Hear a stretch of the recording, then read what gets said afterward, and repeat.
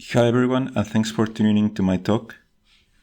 I'm Alejandro Aguirre, and today I will present our work on reasoning about adversarial computations in a probabilistic higher-order setting. Let me motivate a problem using a data structure known as a Bloom filter, which is used to represent a set of elements from some universe X. Internally, they consist of a bit array of length d that is initially set to 0, and a number of hash functions with codomain 0 up to d-1 that are selected at random during initialization. Bloom filters accept insertion and membership queries. When inserting an element x, we compute the hashes of x and we use them to access the array at the corresponding indices and set those bits to 1. If when inserting an element we get the index of a bit that is already set to 1, we leave it there. For membership queries, we again hash the element to obtain indices and check if all the corresponding bits are set to 1. If so, we return a positive result, otherwise a negative result. This representation is efficient both in space and time, but membership queries may return a false positive due to a hash collision. This last point motivates a family of attacks known as pollution attacks. The idea is that an adversary makes a number of insertion queries and tries to set as many bits to 1 as possible to increase the probability of a false positive in a membership query.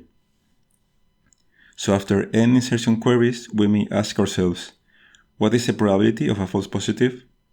Or a related question, what is the expected number of bits that will be set to 1? Both of these are adversarial properties. Generally speaking, adversarial properties study the behavior of a program or an oracle with private memory with respect to an unknown adversary. The adversary gets to perform queries in an adaptive manner, choosing the inputs of new queries after seeing the outputs of previous ones.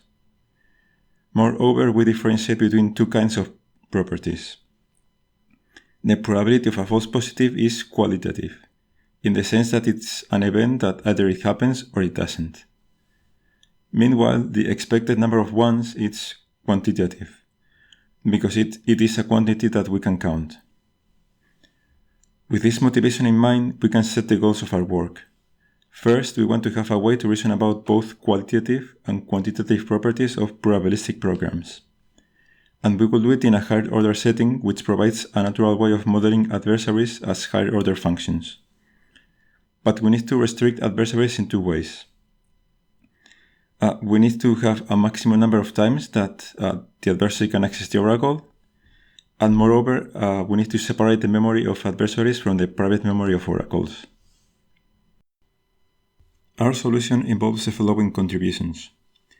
We begin by introducing a type system based on a graded state monad and effect polymorphism that is used to restrict the capabilities of adversaries. Then we develop unary and relational logics to reason about programs in the language. The unary logics support both reasoning about quantitative and qualitative properties. The relational logic, which I will not present today, is based on the notion of probabilistic coupling and can be used to prove relations between programs such as equivalence of probabilistic programs, approximation, or differential privacy. To these logics, we add inference rules to reason about adversarial properties, exploiting the restrictions induced by the type system. Finally, we present a unified categorical model to prove soundness of all of our logics. The language to consider is a simply typed lambda calculus that we extend with terminating recursion, first-order state, and probabilistic sampling. Terms and types are mostly standard. We will use a monad T to represent effectful computations, which send an initial memory to a probability distribution over final results and memories. And here we use the letter P to denote probability distributions. Memories are maps from locations to first-order values. These computations are constructed using the usual unit and bind term formers, plus specific operations for reading and writing the memory, and for sampling random values.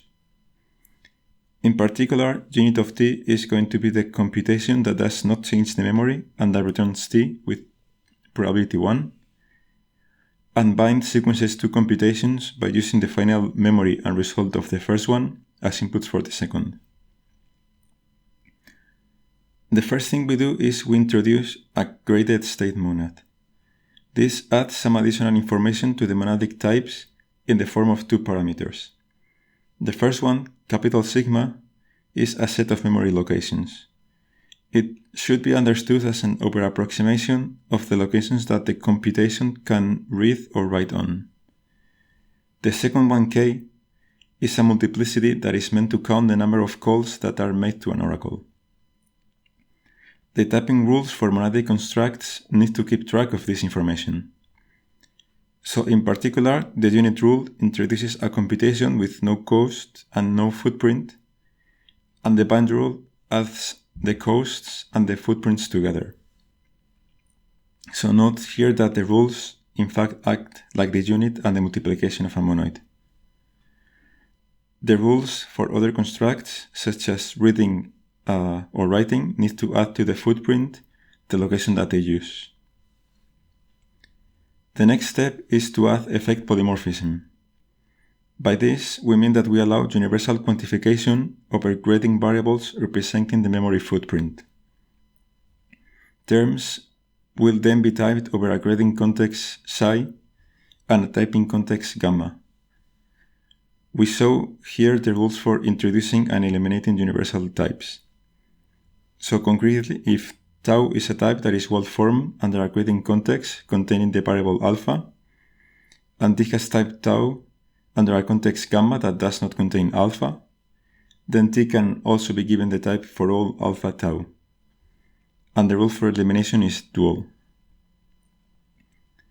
The point behind this quantification is best justified by showing how adversaries are typed. So for us, an adversary is going to be a computation whose type is given by the pattern shown here.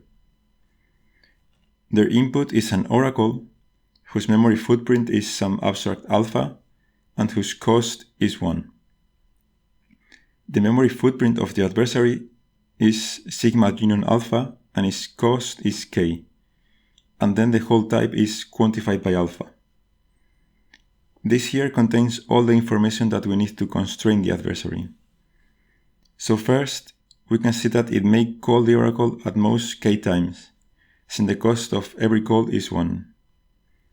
And second, the parametricity induced by the quantification means that every effect that the adversary has directly on the memory must be in sigma, and any other effect needs to be through an oracle call. This is because the adversary cannot inspect alpha itself and then must behave the same no matter what alpha is instantiated to. In order to write and prove specifications about programs in this language, we introduce 3 program logics. Here I will showcase a generic qualitative logic. Judgments in this logic have a shape that is reminiscent of for logic. We have a computation T that we want to reason about, a precondition P, and a postcondition Q that is also indexed by a real number delta. Here, the precondition P is an assertion that may contain a distinguished variable S representing the initial state. Similarly, the postcondition Q is another assertion containing a variable S representing the final state and a variable R representing the final result. However, the interpretation is not as straightforward as in Horde logic. Here the output is probabilistic, so the actual meaning of the judgment is that if the precondition P holds for the initial memory, then the output will satisfy the postcondition Q, at least with probability 1 minus delta.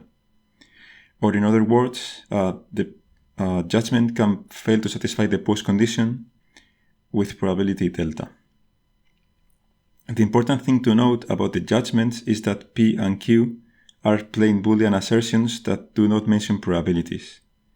Probabilities appear in the interpretation of the judgments, but never in the assertions themselves.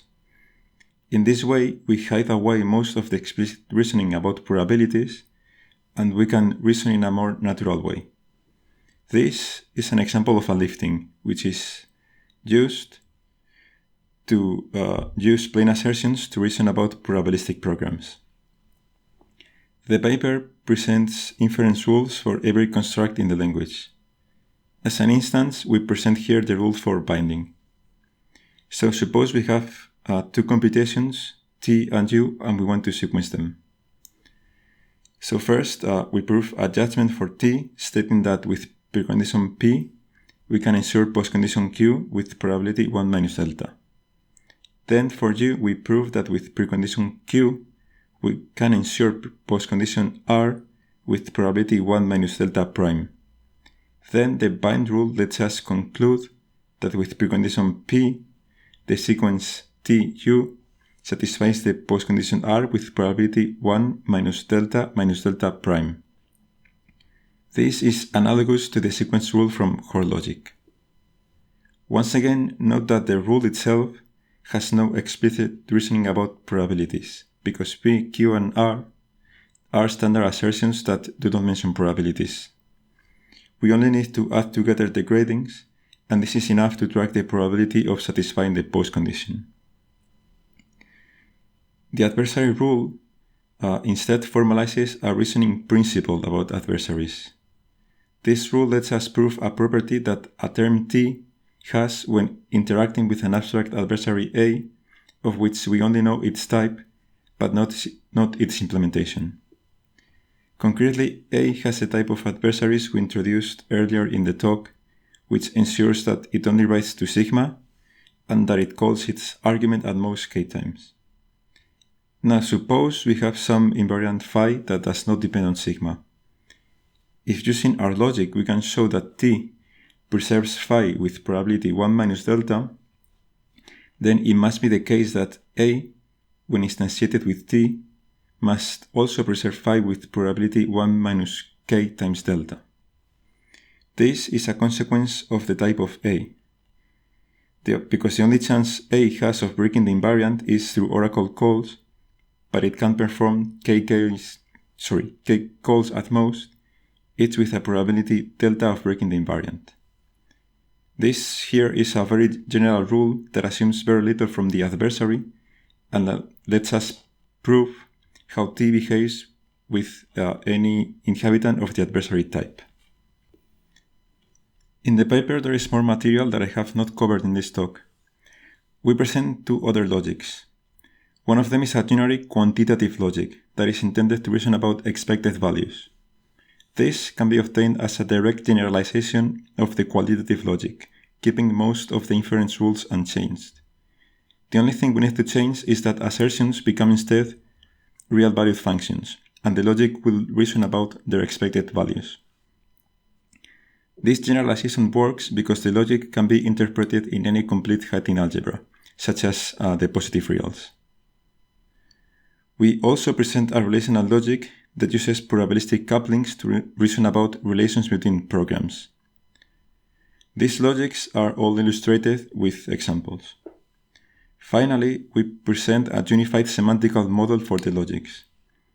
The model is parametrized by a choice of Heyting algebra to interpret assertions, plus a lifting that maps assertions over plain programs to assertions over probabilistic programs.